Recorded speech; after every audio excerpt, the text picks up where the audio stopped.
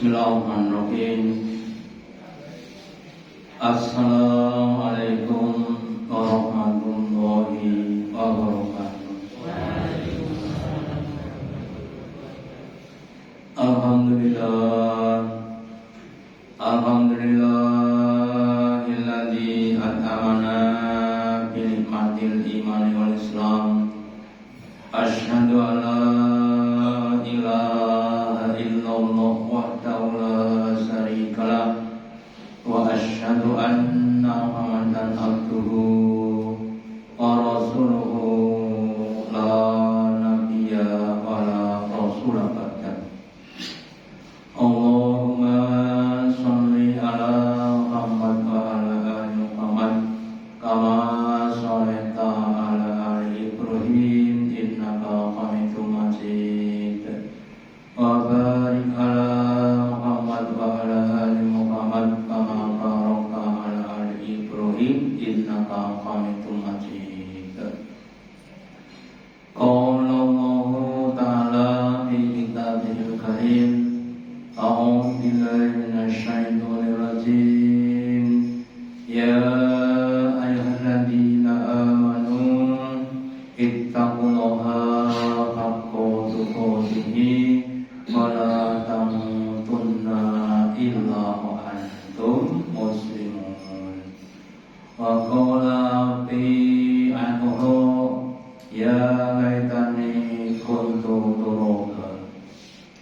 Bapak Ibu hadirin yang dirahmati Allah yang pertama dan utama, marilah kita selalu meningkatkan, menambah kesyukuran kita, keimanan dan ketaatan kita kepada Allah Ta'ala dengan meyakini, mengimani apapun yang telah ditulis di dalam Al-Quran.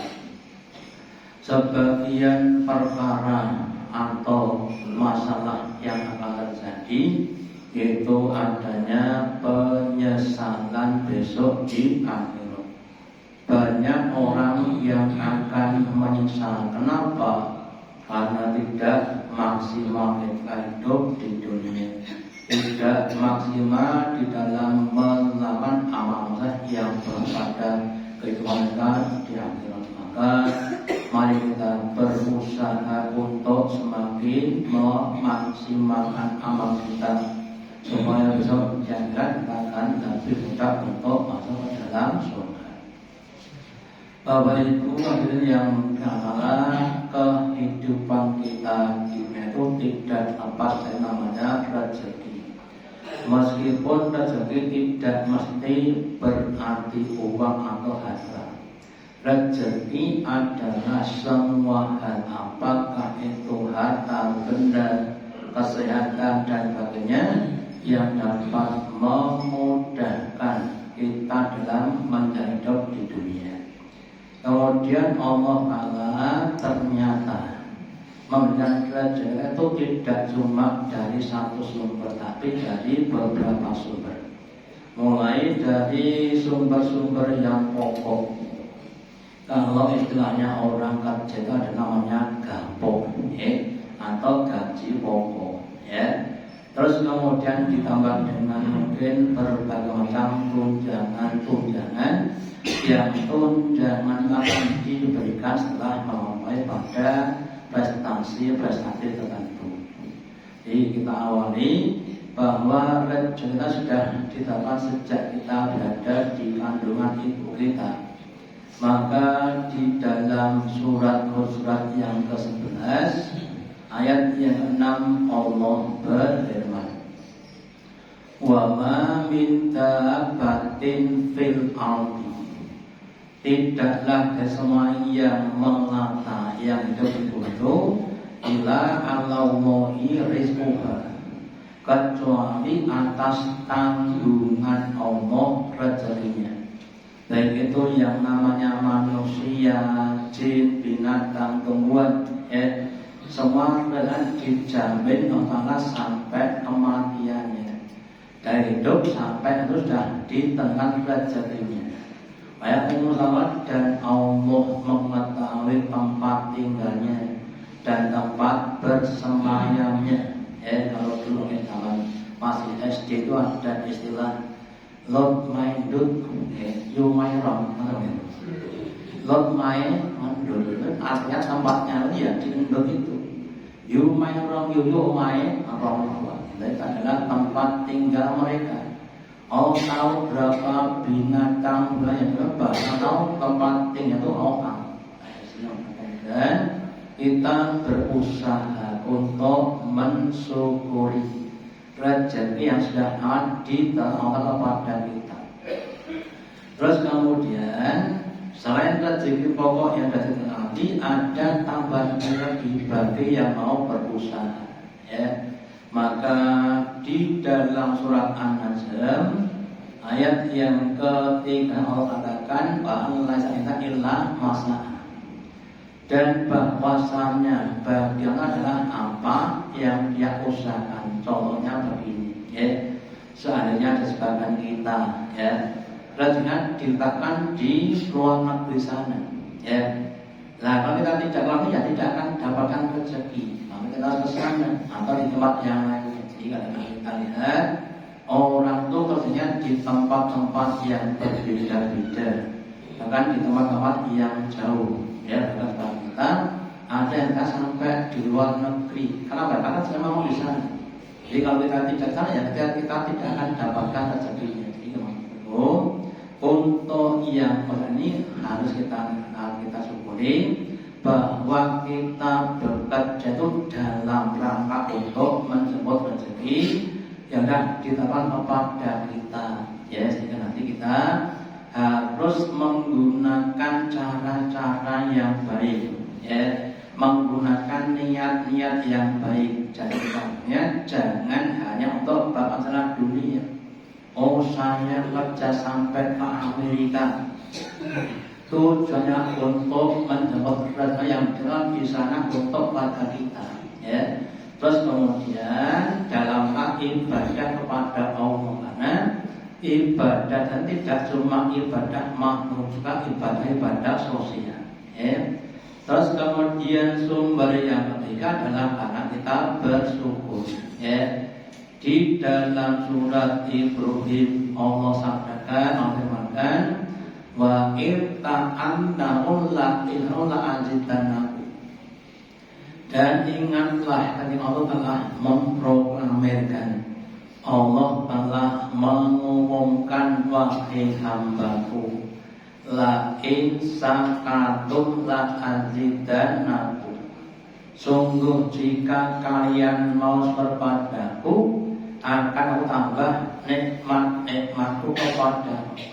Tetapi walaupun kafartum, dan jika kamu kufur nikmat, maka inna anda bila satu sesungguhnya andaku sangat-sangat pedih. Bapak Ibu, ketika kita diberi rezeki hendaklah bersyukur.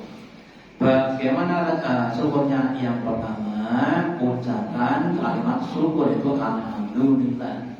Sedikit banyak kita monggo diucapkan alhamdulillah.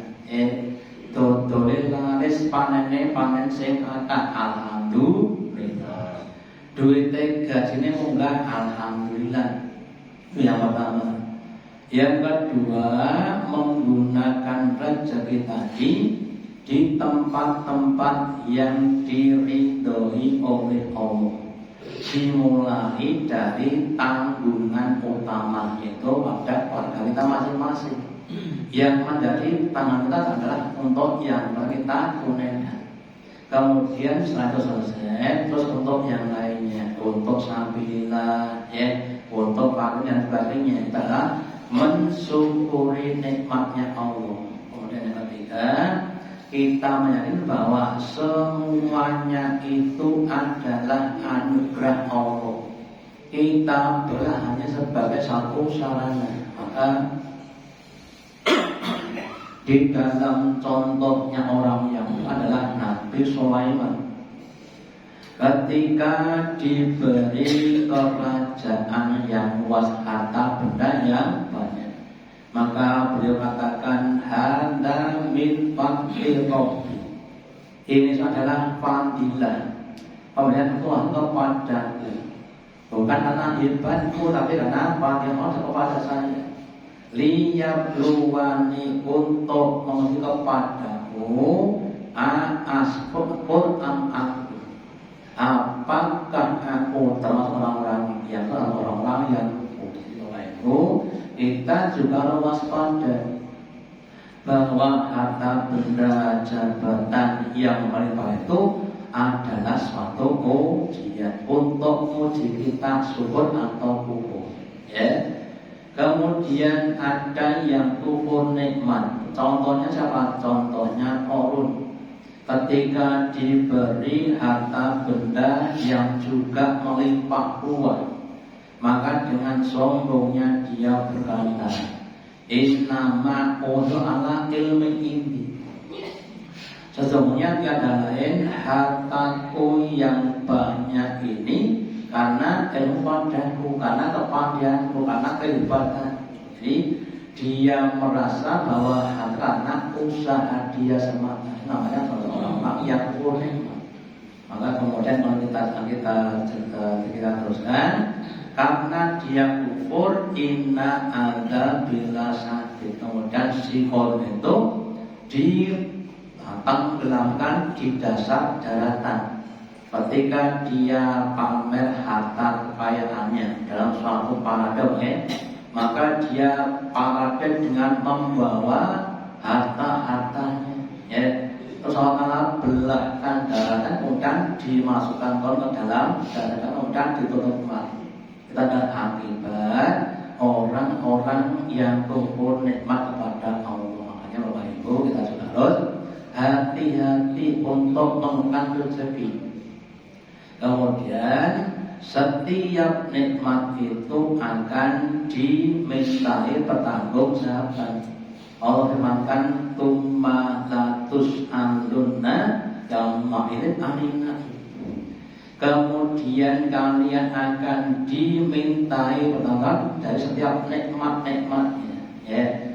Tidak cuma nikmat harta, tapi nikmat-nikmat yang lainnya, kesehatan kita, ya, keamanan dan sebagainya akan dimintai pertanggungjawaban. Makanya supaya besok kita lebih mempertahankan, harus kita kan di tempat-tempat yang meridhokan Allah. Ya. Kemudian rezeki yang tidak terduga-duga, tidak menyangka dapat uang, malah dapat uang, alhamdulillah. Daripada menyangka dapat tapi tidak dapat uang. Dan kemudian bagaimana supaya itu mana lagi yang tidak terduga? Maka di dalam Tuhan, saatnya kita menerang yang tak adalah yang ada takwa kepada Allah. Allah firmankan, wa yaqulu haitsu la yahtasib. Barang siapa yang dia bertakwa, maka Allah akan mengerjakan yang tidak disangka-sangka. Semakin tinggi tingkatannya, semakin Allah akan memudahkan dalam penanganan kepada dia, dan dia akan mengalami yang tidak disangka-sangka. Ya, kisahnya Hajjaj ketika ditinggal di lembah Mekah yang tandus. Ya, dalam keadaan kekurangan, gak ada orang lain. Ya, anak yang nangis, dapat dibantu. Doyanan cilik nangis dan padang pasir sing boten duwe tangga. Betapa sedihnya. Terus karena dia adalah orang yang pertama, Allah Ta'ala berikan kepada yang tidak disangka-sangka. Dari kaki putranya Nabi kemudian keluar air yang sampai sekarang kita bisa meminum, itu air saja. Itu contohnya saja. Atau kisahnya Maryam, seorang yang ahli ibadah di mihrabnya, ya. Saking banyak ibadahnya, terus kemudian dia didatangkan ke dalam kamarnya dalam keadaan rezeki berupa buah-buahan yang tidak pada musimnya. Makanya Bapak Ibu, Kalau kita kepengen dapat yang tidak jauh, maka harus berusaha untuk menekan ketakwaan kita kepada Allah Ta'ala. Ya, lebih ditambah untuk ibadah-ibadahnya monggo, dari yang wajib-wajib ditambah yang sunnah-sunnah. Ya, terus jangan ditambah dengan yang fadilah-fadilah yang punya keunggulan. Contoh, kita kalau kita sholat, yang punya fadilah adalah sholat berjamaah di masjid bersama imam Allah, itu harus kita tingkatkan lagi. Kalau itu dalam hadis qudsi Allah juga terdapat kepada kita, ya ibadi tafarrag li ibadati, wahai hambaku, tugasmu hidup tak untuk ibadah kepadaku, maka tuntaskanlah, maksimalkanlah ibadahmu kepadaku. Tamlaku kolbaka bilgina, kalau kamu mau menyamakan ibadah padaku, Allah akan menutup padamu dengan berbagai macam kekayaan hati. Jadi orang yang takwa itu enggak punya rasa kurang. Wa asuddu fakroka, dan aku akan tutup pintu itu kefakiran kamu. Itu kalau kita mau memasang ibadah kepada Allah. Wailam taf'al, dan sebaliknya Bapak Ibu, kalau kita enggak mau untuk ibadah, banyak kita tinggalkan, tamlaku yadaka bisuglan, akan tutup tanganmu dengan perbuatan yang sia-sia. Golek duit, saat yang semua, sebelum semua sudah berangkat kerja, pulang sampai larut malam, hasilnya banyak tapi pernah lebih banyak. Ketok ikat jone mempeng, kok utang ya tambah mempeng. Kenapa? Karena nggak barokah. Hanya memiliki samanya usahakan untuk banyak-banyak ibadah sesuai dengan kondisi kita masing-masing. Ada yang lain kesibukan, gak bisa sholat jamaah, mau yang lainnya, yang mudah, yang ringan, seperti apa, seperti zikir, monggo ditingkatkan zikirnya.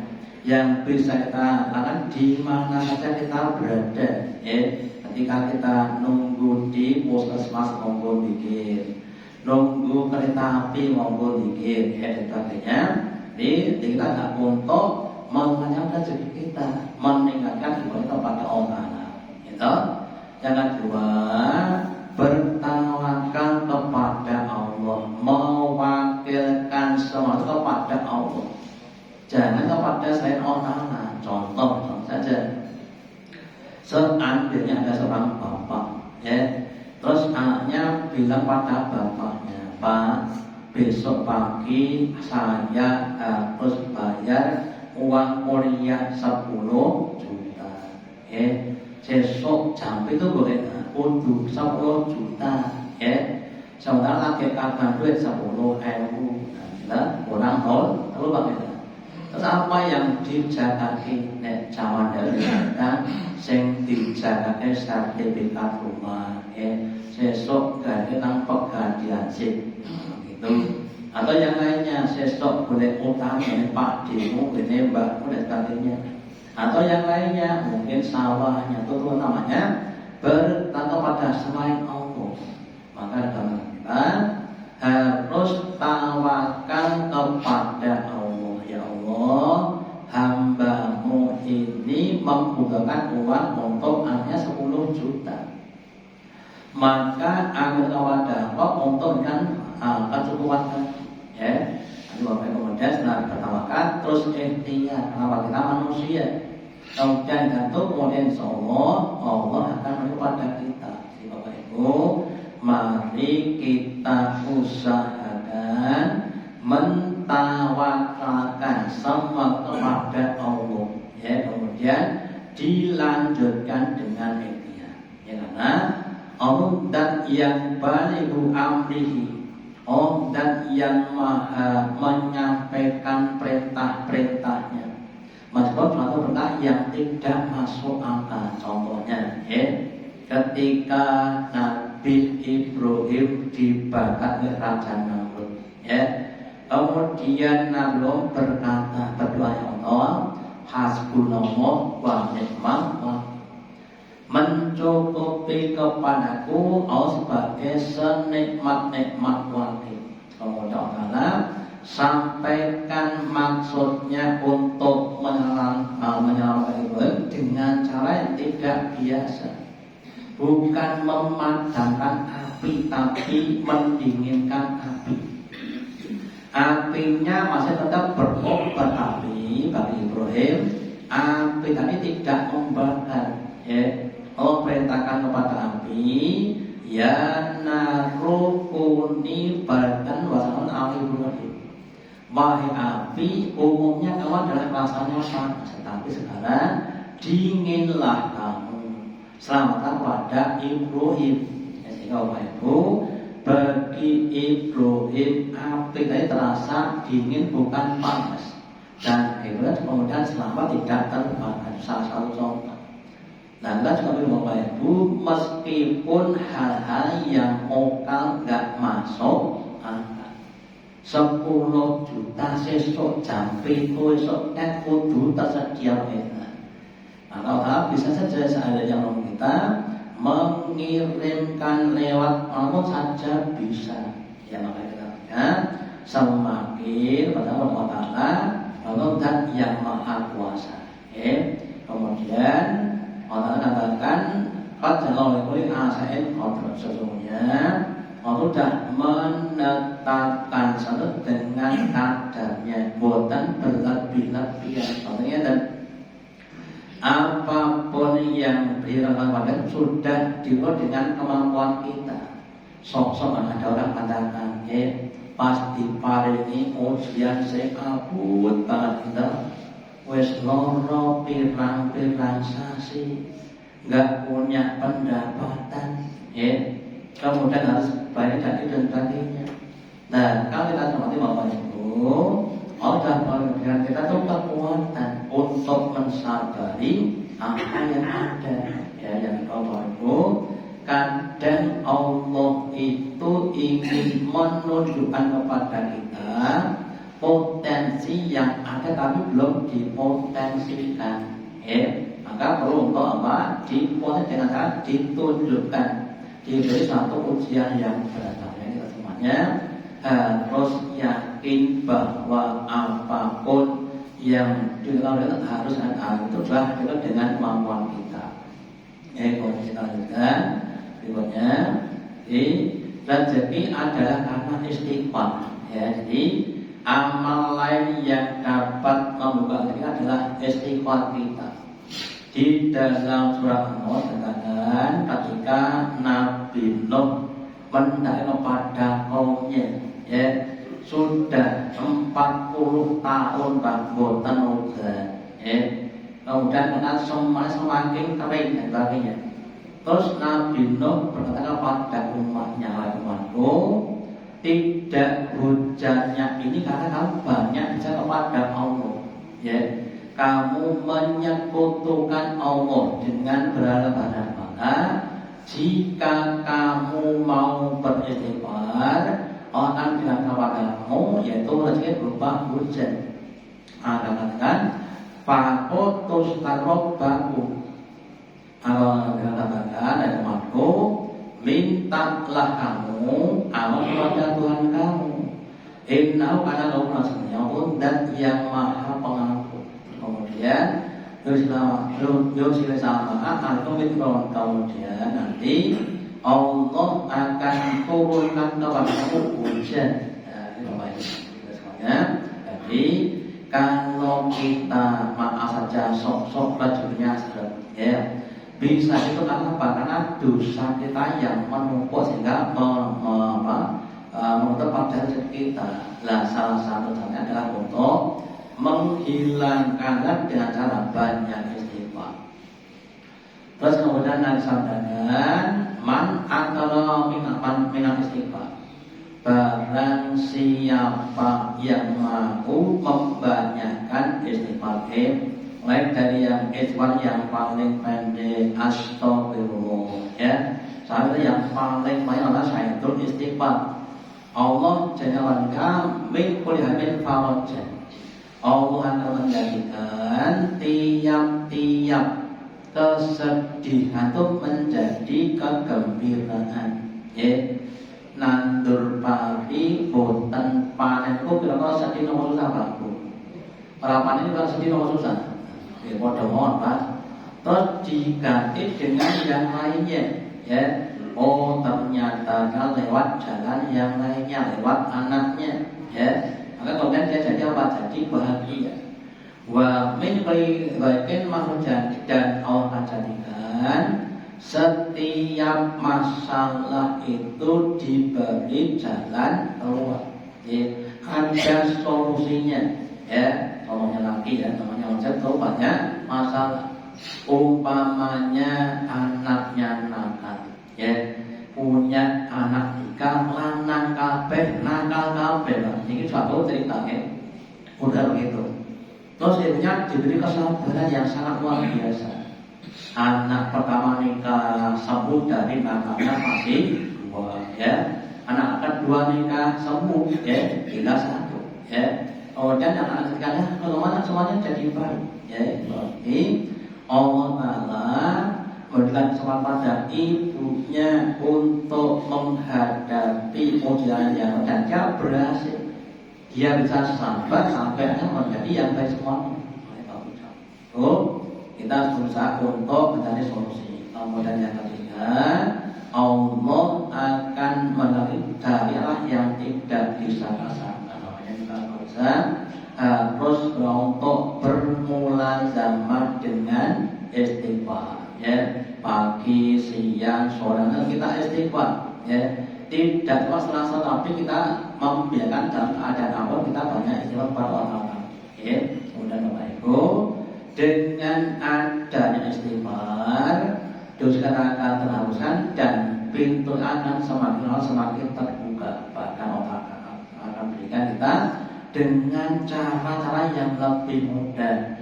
Boten syarat kosong, ya. Kerja rekoso ning gajine sithik dengan boten kosong gaji kata pilih boten Bapak Ibu. Ya, kita usahakan memudahkan rezeki dengan cara banyak-banyak untuk istighfar. Ini termasukkan nanti yang lainnya dengan kita beramal dengan yang baik. Ya, kemudian kita lanjutkan. Yang keenam adalah rezeki karena menikah.